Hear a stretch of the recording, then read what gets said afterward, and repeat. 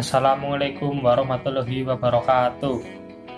Kami dari kelompok 2 Pendidikan Budaya Anti Korupsi akan menjelaskan singkat materi penyebab-penyebab korupsi. Perkenalkan, nama saya Dafa Abdullah dan rekan saya.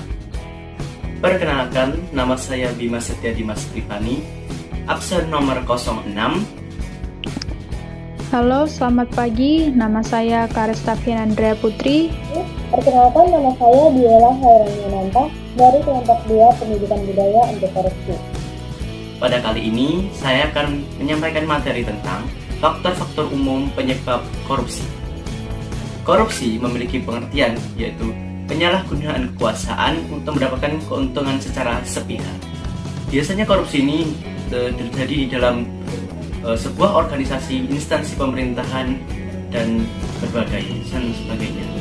Menurut sejarah di Indonesia, korupsi sudah mengakar dan berbudaya dalam keseharian kita.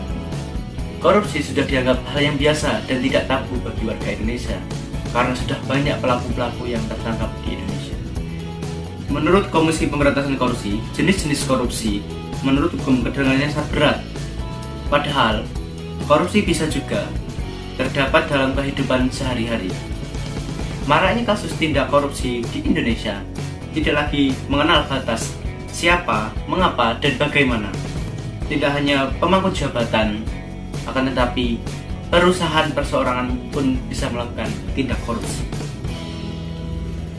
Penyebab tindakan korupsi sebenarnya bervariasi dan beraneka ragam. Akan tetapi, penyebab korupsi secara umum bertujuan untuk mendapatkan keuntungan. Dalam teorinya, yang disampaikan oleh Jack Bowlesney yang dikenal dengan Gun Theory, menyebutkan bahwa faktor-faktor penyebab korupsi dibagi menjadi 4. Yang pertama ada greed atau keserakahan. Berkaitan dengan keserakahan, organisasi keadaan tersebut terjadi di setiap dalam kepribadian seseorang karena sifat keserakahan itu berasal dari dirinya sendiri. Sifat keserakahan itu sebenarnya sudah ada sejak kita lahir. Tuhan memberikan sifat-sifat tersebut agar kita bisa untuk mengimbanginya.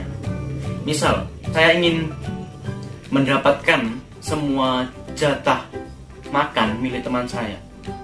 Saya tidak ingin membagi dengan mereka. Itu termasuk sifat keserakahan.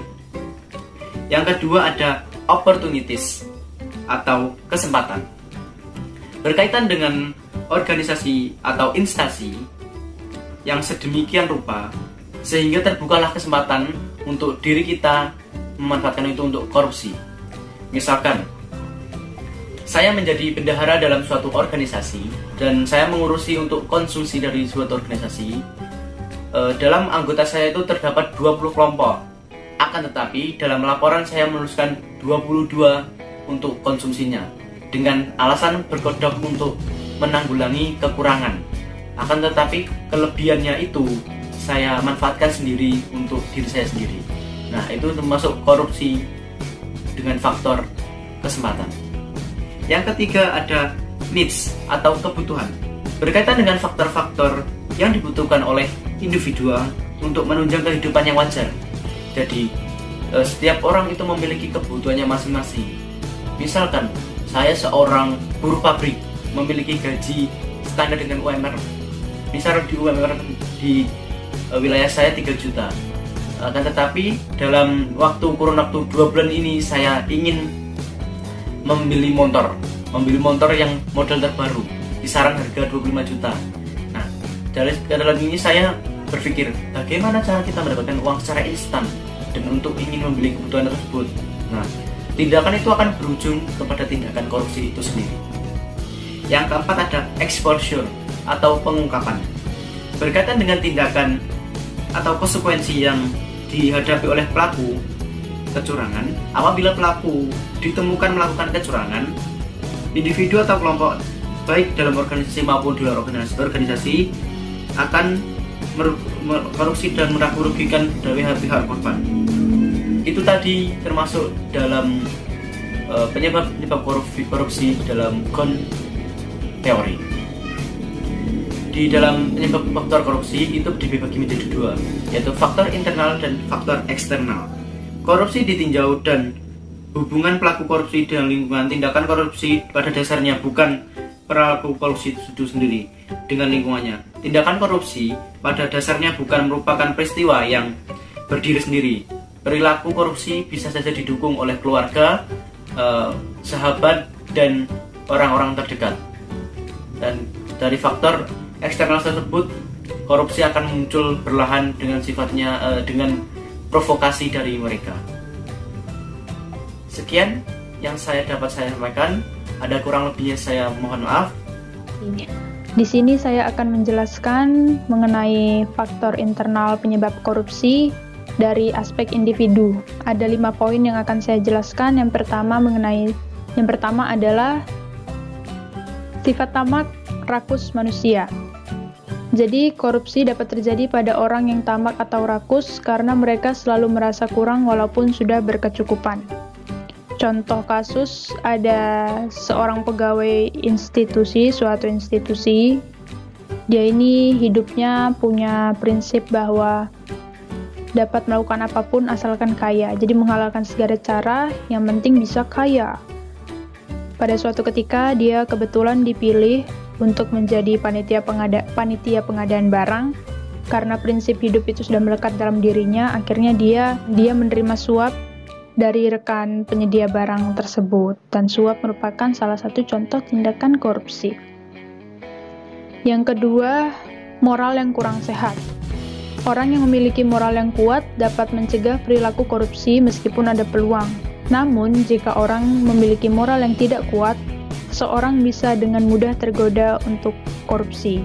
Kita tahu kalau moral ini berhubungan kuat dengan pembelajaran agama dan etika. Jadi, biasa orang yang kurang pembelajaran agama dan etika dapat dengan mudah tergoda korupsi. Seperti contoh, seorang mahasiswa yang moralnya kurang kuat, dia dengan mudah terbawa kebiasaan teman untuk menyontek. Jadi akhirnya dia gara-gara kebiasaan teman sering ngajak nyontek, akhirnya dia ikut aja nyontek. Nah, bisa diketahui kalau menyontek ini merupakan benih-benih awal untuk terjadinya perilaku korupsi. Yang ketiga, penghasilan yang kurang mencukupi. Jika penghasilan seseorang tidak dapat memenuhi kebutuhan hidupnya, maka seseorang akan berusaha untuk berhasil dalam segala aspek situasi. Itu contoh yang mendukung tindakan korupsi. Seperti contoh kasus, ada keluarga, bapaknya tenaga penyuluh kesehatan, dia punya istri dan 4 orang anak. Jadi mereka nggak ikut KB ya, 4 orang anak. Terus namanya juga tenaga kesehatan, penyuluh kesehatan, mungkin gaji bulanannya tidak cukup untuk memenuhi kebutuhan keluarganya, apalagi anaknya 4 dan ada seorang istri juga. Jadi karena dia terdesak kayak penghasilannya kurang mencukupi untuk kebutuhan keluarga, akhirnya dia berusaha mencari cara lain untuk mencoba gimana caranya agar kebutuhannya ini bisa terpenuhi. Akhirnya dia pernah suatu kali nyoba, dia lagi penyuluhan ke desa, dia membawa obat-obatan dari puskesmas.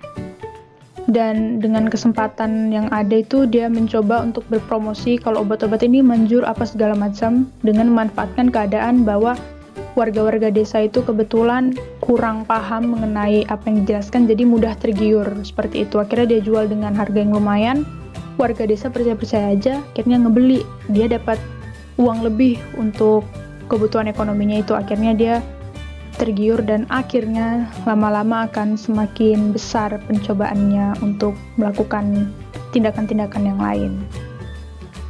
Yang keempat, kebutuhan hidup yang mendesak. Dengan adanya situasi tertentu, salah satunya tekanan pada ekonomi dapat membuka ruang bagi seseorang untuk mengambil jalan pintas termasuk korupsi. Seperti contoh, ada sepasang suami istri, istrinya ini seorang bidan dan suaminya seorang pekerja suatu institusi. Kebetulan suaminya ini baru aja kena PHK. Suaminya bukan suami yang dicontoh pertama tadi, beda suami. Karena yang biasanya mereka bagi-bagi kebutuhan kayak untuk mungkin ada pendidikan anak, ekonomi, apa semua dibagi-bagi berdua, akhirnya sang istri ini menjadi tulang punggung keluarga sendiri. Akhirnya mencari cara karena kebutuhan hidup mendesak ini, gimana caranya agar semua dapat terpenuhi. Karena kebetulan dia seorang bidan, akhirnya dia membuka jasa aborsi wanita hamil dengan bayaran tinggi, kepikiran. Akhirnya dia membuka itu dan itu merupakan hal terlarang. Tapi dia mendapat uang yang lebih. Tapi itu merupakan salah satu kejahatan.